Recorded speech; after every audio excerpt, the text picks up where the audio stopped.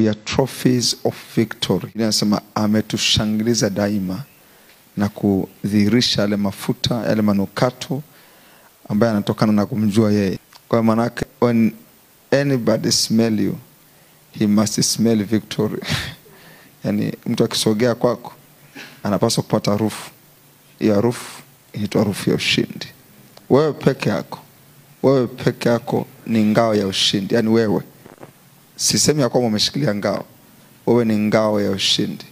Biblia inasema kwamba we are trophy. Trophy ni kama kale kamedali. We are trophies of victory. Ndio ametushangiliza daima. Korinto wa pili sura ya 2 mstari wa 14. Ila Mungu ashukuriwe. Oh la la la. Anayetushangiliza sio siku moja, sio siku mbili, wiki, mwezi, mwaka. Anayetushangiliza daima katika Kristo.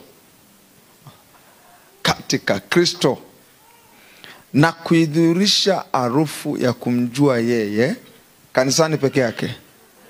Kanisani peke yake. Kila mahali kwa kazi yetu.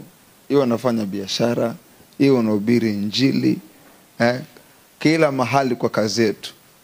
Amedhihirisha harufu ya kumjua yeye kila mahali kwa kazi yetu. Ametushangiliza daima. Naomba Kiingereza chake.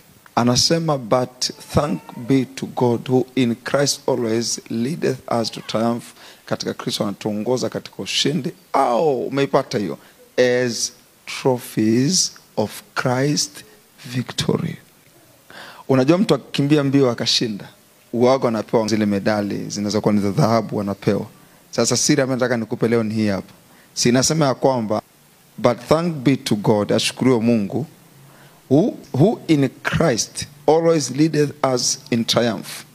Ambaye katika Kristo utuongoza katika ushindi, utufanya kuishi maisha ushindi kama ngao ambazo zinaonyesha ushindi wa Kristo. Yani kile ambacho Yesu alikifanya msalabani. As trophies of Christ victory.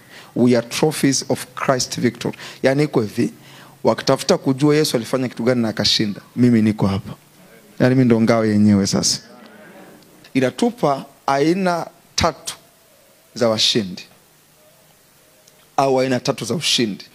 Aina ya kwanza ya ushindi ni ule ushindi ambao unapatikana kwa namna hii. Aina ya kwanza ya ushindi ni pale ambapo yani mmepigana eti. Mpiga mwenzako amekupiga, umempiga kama wale mabondia wale. Unakuta kila mmoja hapa pamevimba, mwingine hapa pamevimba, lakini mmoja anashinda. Mmoja anashinda. Ila katika